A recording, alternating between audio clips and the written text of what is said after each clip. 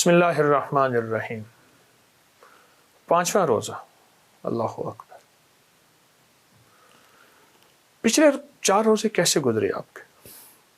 کچھ اپنی سنائیں، کچھ میری سنیں، کچھ من کی سنیں، کچھ جذبوں کی سنیں۔ کہیں درد، کہیں غم نہیں، اور 4 روزے ایسے گزرے کہ پتہ ہی نہ چلا، پورے رمضان کا پتہ نہیں چلے گا۔ آج 5واں روزہ، اور ہم نے ان 4 روزوں میں کچھ عہد و پیمان کیے، کچھ چھوٹے چھوٹے عمل کیے جو میں نے آپ کی خدمت میں عرض کی، اور چھوٹے چھوٹے عمل کیے جو میں نے آپ کو بتائے، آپ نے کیے، اور یقیناً آپ نے نفع پایا۔ دراصل رمضان ہڈیوں میں، عادتوں میں، مزاجوں میں اور طبیعتوں میں کوئی چیز ڈھالنے کے لیے اللہ جل شانہ نے مجھے آپ کو دیا ہے۔ کوئی چیز ہمارے اندر ڈھل جائے اور کوئی چیز ہمارے اندر پیوستہ ہو جائے، یہ دراصل اس کے لیے دیا ہے۔ دیکھیں، پہلے انسان کی عادت بنتی ہے، ایک وقت آتا ہے پھر وہی عبادت بنتی ہے۔ کیوں کہتے ہیں بچے کو جب 9 سال کا ہو، 10 سال کا ہو، 11 سال کا ہو، نماز کے لیے اس کو فکر مند کرو؟ وہ تو ادھر دیکھتا ہے، وہ تو ادھر دیکھتا ہے، یہ اس کی عادت بنوائی جا رہی ہے۔ پھر ایک وقت آتا ہے وہ عبادت بن جاتی ہے۔ پہلے بچے کو چھوٹا سا بیگ ہوتا ہے، اس میں پیمپر بھی ہوتا ہے، گیند بھی ہوتی ہے، لنچ باکس بھی ہوتا ہے، اور بچے کو اسکول بھیجا جا رہا ہے، کھیل کود کے آ جاتا ہے، اور ماں اس کو کہتی ہے زندہ باد، میرے بیٹے نے ملک قوم کا نام روشن کر دیا۔ عادت بنائی جا رہی ہے۔ یہ روزہ ہمیں اصل میں سکھانے آیا ہے کہ 2 چیزوں کی عادت بنائیں، ایک تو اللہ سے مانگنے کی اور ایک حلال کھانے کی۔ 2 چیزوں کی عادت بنائیں۔ روزہ مانگنا ہے سارا، کیونکہ جب انسان کا پیٹ بھرا ہوتا ہے انسان کو بہت سی چیزیں نظر نہیں آتی، اور اپنے سے کم تر نظر نہیں آتے، خاص طور پہ جب پیٹ بھرا ہوتا ہے۔ اور جب انسان کا پیٹ خالی ہو جاتا ہے پھر اپنے سے کم تر بڑے نظر آتے ہیں، پھر اللہ سے مانگنا آتا ہے۔ میں ایک بات اکثر کہا کرتا ہوں، سب سے زیادہ مانگنا جیلوں میں ہوتا ہے، کچہریوں میں ہوتا ہے، وہاں بے بسی کی کیفیت ہوتی ہے، ہسپتالوں میں ہوتا ہے۔ تو رمضان میں ایک تو حلال کے لیے ہم نے فیصلہ کیا۔ میں حلال کا ایک پیکج بتاتا ہوں۔ جو شخص اور جو لوگ، جو خاندان یہ سمجھتے ہیں ہمارا رزق مشکوک ہے اور ہم حلال سے کیسے روزے رکھیں، وہ ایسے کسی بندے سے ادھار لے لیں جس کا رزق حلال ہو، اس ادھار کے پیسوں سے روزے رکھیں اور اپنے پیسے اسے ادھار کے طور پہ لوٹا دیں۔ یہ فیصلہ کریں، ہم نے روزے حلال رکھنے۔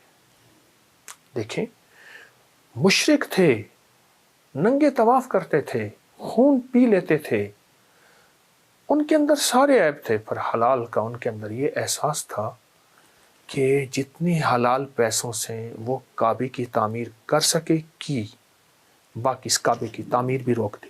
اس کو آج ہم حتیم کہتے ہیں، یہ کعبے کا حصہ ہے۔ آپ حیران، آپ حیران۔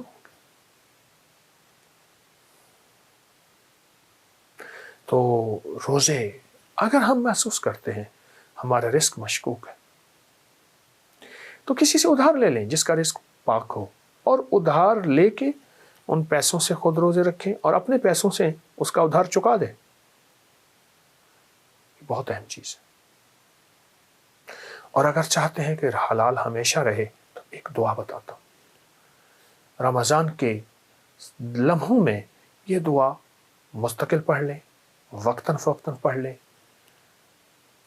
سحری افطاری میں پڑھ لیں، نماز کے بعد پڑھ لیں، نماز کی اتحیات میں بھی پڑھ لیں۔ مسنون دعا ہے، اس کو سوالات کر لیں، اس کو 40 بار صبح شام، 70 بار صبح شام، جتنا بھی پڑھ لیں۔ علی کرم اللہ وجہ کریم کے پاس ایک شخص آیا، مقروض تھا، حالات کا مارا ہوا تھا، قرضوں کا مارا ہوا، بندشوں کا مارا ہوا، مشکلات کا ہارا ہوا، شکوہ کی حالات بتائیں۔ تو آپ نے فرمایا میں نے اپنے حضور آقا سے سنا ہے جو شخص یہ دعا پڑھے گا اللہم اکفنی بحلالک عن حرامک واغننی بفضلک عمن سواک. اللہ اکبر، بہت زبردست دعا ہے. اللہم اکفنی بحلالک عن حرامک واغننی بفضلک عمن سواک.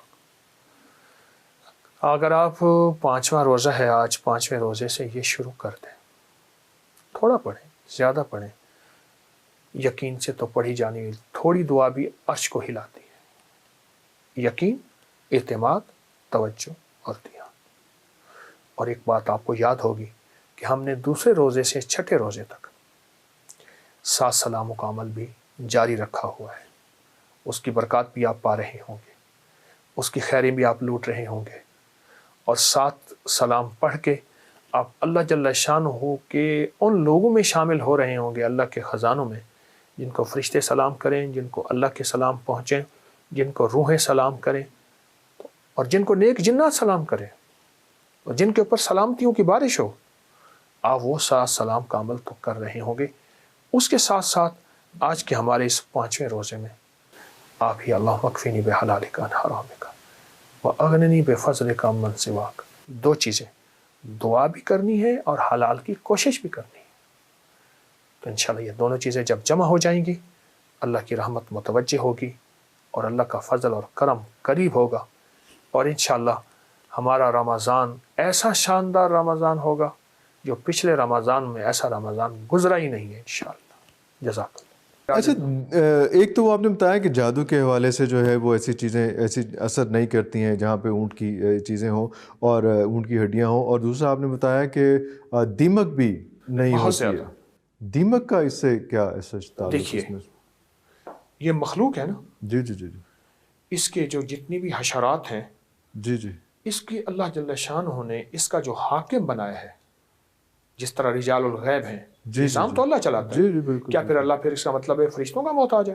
نہیں، فرشتے یہ کام کرتے ہیں. اسی طرح اللہ کا نظام ہے، اللہ نے نظام کو دنیا کو اسباب میں، اس کے ایک حاکم ہیں، ان کا نام ہے کبی کج. کبھی کج، ہاں کبی کج. اس کے حاکم کس کے؟ حشرات الارض کے، دیمک، چیونٹیاں، کیڑے مکوڑے، سانپ، بچھو، زمین کے نیچے رینگنے والے. اس کی ہماری پرانی روحانیت کی معتبر کتابوں میں ان کا نام جو ہے وہ کبی کج ہے. کبھی کج. اچھا اچھا، جو کبی کج اس کا جو موکل ہے، اس کا سارا بچھونا، اس کا سارا نظام اونٹ کی ہڈی کے ساتھ ہے. اس کے تھرو اس پورا سسٹم چل رہا ہے. سارا اللہ کا نظام ہے، اللہ اپنے امر سے چلا رہے. اس کا سارا نظام کبی کچ ہے، اس کی اونٹ کی ہڈی اس کے ساتھ، اس کا سب کچھ بنا ہوا ہے. اور یہ جو دیمک ہے یہ کبی کچ نام سے بھاگتی ہے، اور ان کے بچھونے اونٹ کی ہڈی سے بھاگتی ہے. اونٹ کی ہڈی سے بھاگتی ہے. ارے